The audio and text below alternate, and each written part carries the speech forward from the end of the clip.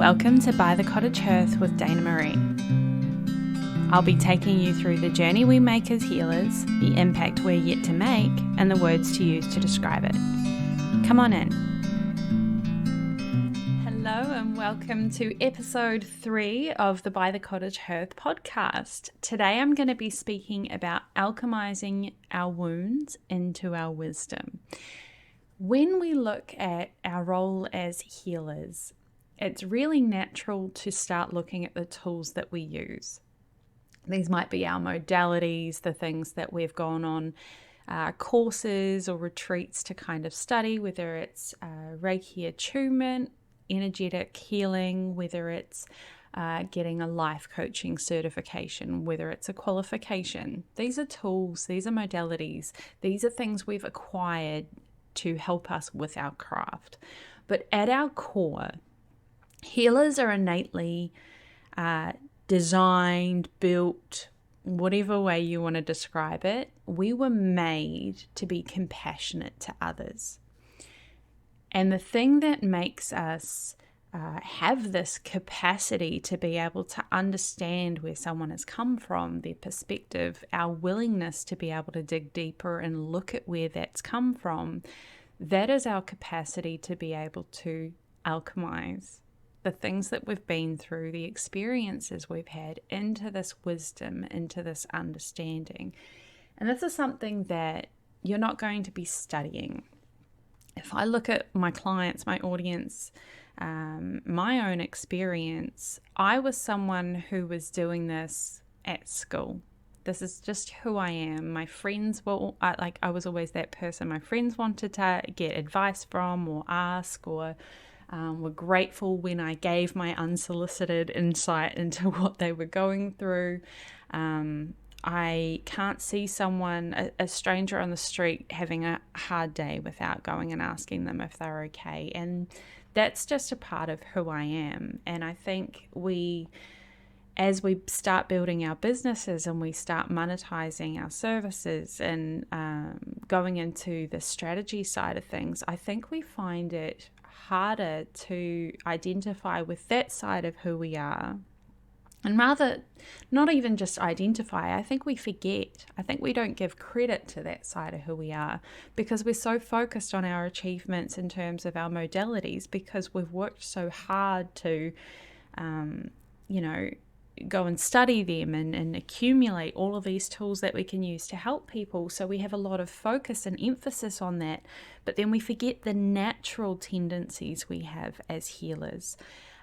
These experiences that you might be drawing on might be relationships that you've had. They might be traumatic events that you've experienced, childhood stuff. This is me just reflecting on where all of mine have come from. A lot of it can come from that trauma space, from hardship, from pain that you've experienced, that gives you this willingness, this desire to understand where someone has come from. I think that's why at our core we want to hold these judgment-free spaces, because at the end of the day, whether we're aware of it or not, we're just trying to give this person that we're working with the kind of space that we wish we had experienced. And maybe in some cases we were fortunate enough to experience those spaces, but that's what we're trying to emulate. That's what we're trying to create, the space where we can provide someone else the support that would have been life-changing for us had we not had to go through these things on our own, or in some fortunate cases, the support that you did receive. Knowing when to help someone in that space, whether it's something that's happened in the past, whether it's something recent, it's really important to know whether that wound is ready to be alchemized. And I think this is an experience that I had to learn the hard way myself, because I thought I had peeled back a whole bunch of those onion layers. I thought I had healed everything. I was very comfortable talking about things. So in my mind, okay, if I'm willing to talk about them, then surely those are things that are ready to be talked about. They're ready to be shared. They're ready to be healed from, to be used as experiences to connect with other people.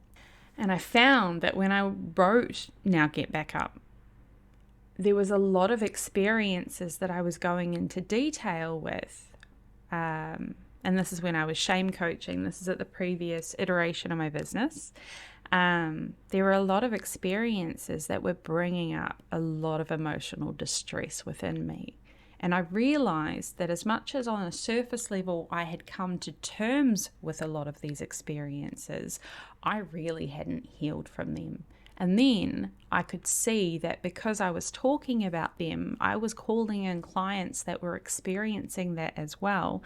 And when I was going to help them, I was re-triggering myself. So I was helping these clients, which is fantastic. I had that capacity to connect with them.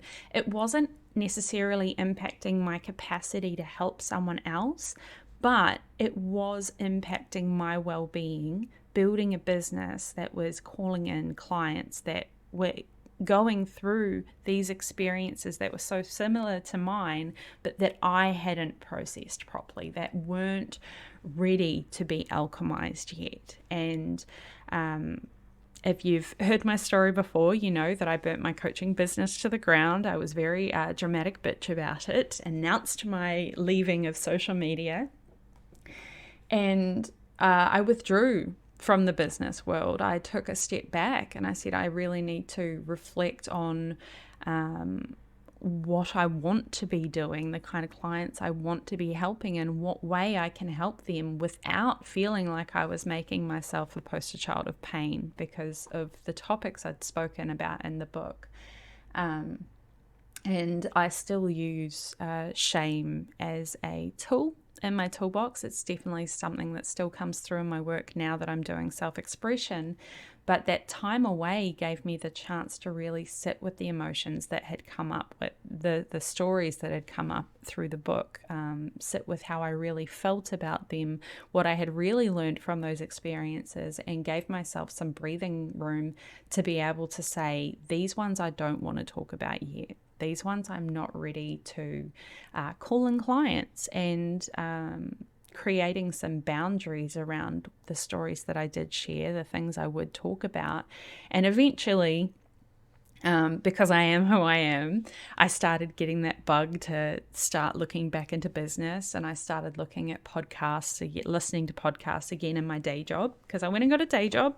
There's no shame in it. I needed to take a step away from my business for my own, mental health and my well-being, but bills still needed to be paid. So I went and got a day job, and I'd listen to my business podcast eventually. I think it took about 6 months. It took about 6 months before I was like itching to get back in and started having ideas. And one of the first things I did is I looked at one of the first courses that I had ever bought, which was B School. If you're not familiar, Marie Forleo's B School. And I had bought it right at the start of my business journey with coaching. And this is before the accident happened and I lost my late partner. I had got this course and I was starting to look through business ideas. And I said to myself, if I'm going to come back into this, I need to come back into it completely honest with myself. I need to be honest about what I need out of a business. I need to be honest with myself about what I need to feel safe in my business, and recognize and respect my own boundaries about what I am and I'm not willing to share online. One of those things is I don't pop my kids on social media. I will talk about them from time to time because they're the light of my life, but I have a boundary around putting them on social media. And there's certain experiences that we go through as a family that are very fresh and raw and current in my life. So I make choices not to speak about them because I recognize that I haven't healed from them. They're still very much something I'm going through. And as much as I can empathize with people going through similar situations, I choose not to use that in my marketing, because if I were, learning from previous examples, if I was to do that, I would start calling in clients who are at the same stage of that healing journey as me, and I wouldn't be able to help them to the best of my ability because I still haven't figured that part out. I haven't healed from that, and it wouldn't be the best way that I could serve people in my community. So that's one of the boundaries. That's one of the ways that I kind of realized when to heal from that wound, when to alchemize it, and when to keep that one to myself and wait until I'm in a better space to be able to talk about and work from that wound. But I went through B school and I started going through the modules, and I was very honest. Another thing that came up for me is something that I needed to learn from my previous iteration from my business, is that I wasn't purely motivated by money. I was not completely driven by money. Hell yeah, money's awesome. It gives me a lot of freedom and opportunities in my business, and I'm not going to say that I'm not in this for the money. But it's not my driving factor. And I use a term in my groups and my work and my work with clients. There's a healer's currency. And I think as a healer, you might relate to this, is that there needs to be more meaning to the work for it to be fulfilling, to feel like you're doing something that you're called to, a healer's currency. And I didn't feel like I was getting that fulfillment from the work that I was doing. There was, slithers of hope in there. And I loved working with the people I was working with, but the work that I was doing didn't feel aligned. It didn't feel like it was delivering on my purpose and what I was being called to. So as I went through these modules, as I went through this new brainstorming and excitement around my business, I was very honest with myself about the fact that I needed that fulfillment. If I was just in it for money, then I could have gotten a day job that paid faster than my business did, that possibly would pay more for an extended period of time, that had more security. But there was always going to be more. There's also my neurodivergence. What did I need out of my business? I needed to feel like I was being heard. That's a wound that had gone through my life. I didn't feel like I was always seen and heard and understood.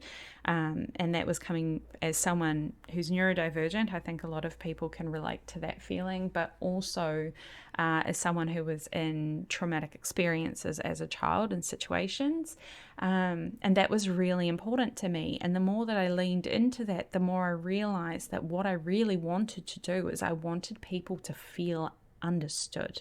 I wanted them to feel confident that when they were speaking about something they were passionate about, that they were heard on the other end of that, that they felt like people were receiving the message that they wanted to put out there. And I said, okay, well, if that's really important to me in the context of my business, what does that look like? And that little tiptoe in giving myself the grace to feel into what I wanted to achieve in the world ended up being this version of my business. And I'm very, very grateful to past Dana for going through that process and being honest with herself about what she needed to get out of a business for it to feel valid and aligned and purpose-driven. And it kept going, and I kept looking at my experiences. Okay, well, if this is my anchor, if this is what I want to achieve, how am I going to bring that into the world? What is that going to look like? And then I started investing in other programs. I did Take Off with Tash Corbin, which gave me a beautiful foundation for my work. It gave me a structure to play within that didn't restrict me, because Maverick, I needed that. And I kept tapping into, okay, what is that going to look like? What can I speak to? How am I going to help people? Who am I going to help?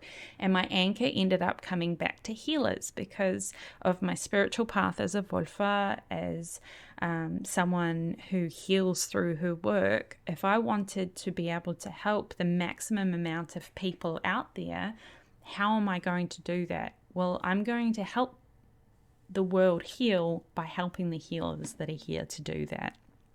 So I get to create a ripple effect with my work. I get to help the very root solution to the problem in some cases. I get to help the people who are facilitating these transformations, and they are helping advocate for people to heal their own wounds, and they are giving people the tools to be able to go through these processes. I get to help them by getting more people to hear them. And as soon as I started saying that and I started working with this particular audience, it felt so much deeper. It felt so much more rewarding. It felt so much more connected. And then when I realized that these are the people I wanted to help and what I wanted to help them with, then I looked at my very extensive library of wounds. I looked at, now get back up. I looked at the things I wrote to. And then I said, okay, well, if these are my experiences, looking through the lens of my anchor of who I'm here to help, who I'm here to serve, and how I can help them, what stories are relevant now? What wounds that I have experienced are relevant to those people? Because I could share all of them. And sometimes there's some stories I don't talk about in my marketing, that if I have a one-to-one client, you might see me tapping like this. And it's because when someone starts talking about or sharing a story that I feel I have a common thread to, it feels like a pull. And I can feel it, that we have a shared experience. And it's not always the same, because we all experience things differently. But because I have all of these things, all of these experiences I've come up through, I can feel that connection. And I might in that moment share a very particular story of my own and what that experience is like for me, for them, because in that situation I'm feeling called to alchemize that wound, to share my wisdom and insight from the experience I've had. But I don't go and blanket share all of those experiences and all of that trauma through my marketing for the sake of marketing, because that's not intentional, that's not strategic, and it opens me up to a whole bunch of pain if I'm not ready to share from that space. So knowing when to alchemize a particular wound is going to come back to how reactive you feel when you're talking about that experience. If it feels like you're still going through it, if it feels like you don't know how to give insight and wisdom to a particular experience because you might have been through it and you're on the other side of it, but it's still hard to reflect on. And when someone goes, how did you do that? And you still say, I don't know, it might be something that still needs to be unpacked, that you still want to work through before you start sharing from that space. Another connection that helped me understand the experiences I've gone through and how I could, utilize them in my work, not exploit them, but take the understanding and the wisdom I'd gained from those experiences to be able to help others, was the idea of the wounded healer archetype by Carl Jung. And the idea is that by going through these experiences, we've developed this capacity to understand, to listen, to empathize, and that's not necessarily as an empath, just empathy in general. We have this capacity that has come from our experiences and our wounds. And when you look into the wounded healer archetype, one problem that I had with it at first was this concept that I had to go through all of those experiences to be the healer that I am today. I had to go through all of that pain and trauma to be able to help other people.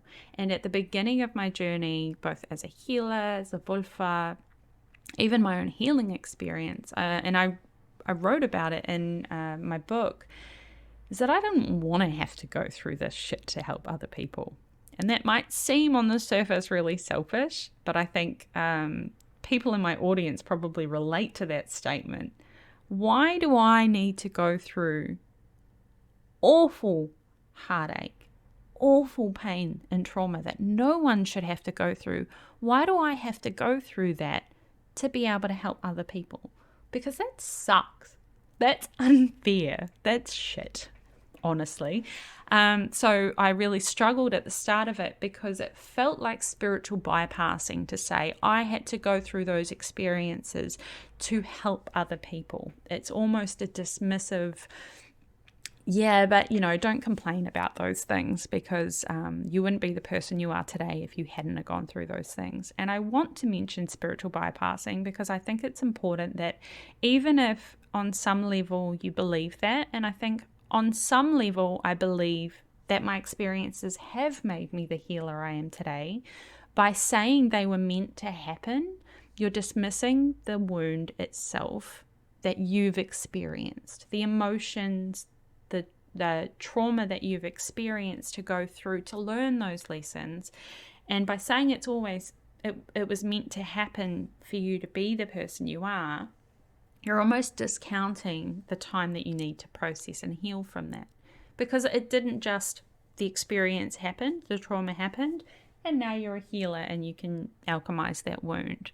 You had to survive that experience. You had to grow and reflect on that experience. You had to learn how to live as a new version of you on the other side of that experience. So it was never a simple process of something happened and now here you are. There is an entire process that happened for you to be able to use it on the other end. And rather than looking at it as from a spiritual bypassing standpoint of saying, everything happens for a reason. It was meant to be. These things happened so you could be the person I am, the person you are.